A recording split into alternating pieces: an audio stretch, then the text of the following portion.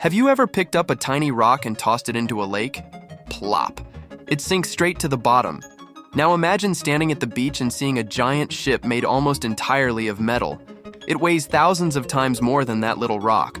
So why does the tiny rock sink while the giant metal ship floats? The answer is actually simpler than you might think. Imagine you have a lump of clay. If you drop the clay into water, it sinks because it's heavy and packed tightly into a small space.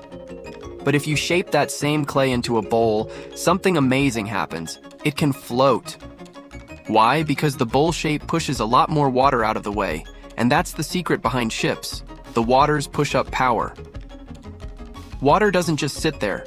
Whenever something is placed in water, the water pushes back up on it. Scientists call this buoyancy. Think of it like a tug of war. Gravity pulls the ship down. The water pushes the ship up. As long as the water pushes up with enough force to match the ship's weight, the ship floats. But ships are made of metal. This is the part that surprises most people.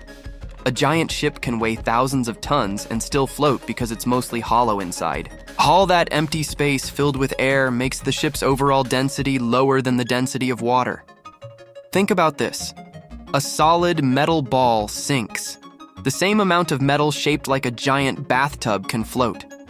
The material didn't change. Only the shape did.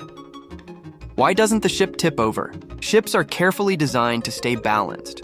They have wide bottoms for stability, heavy engines and equipment placed low in the ship, and special compartments that help distribute weight evenly. It's just like standing with your feet far apart instead of trying to balance on one foot. A wider base makes you much harder to knock over. The simple kid version. Imagine the water is made of millions of tiny hands. When the ship sits on the water, all those tiny hands push up on the bottom of the ship. As long as those tiny hands push up just as hard as gravity pulls down, the ship stays afloat. That's why even enormous cruise ships carrying thousands of people can safely float across the ocean.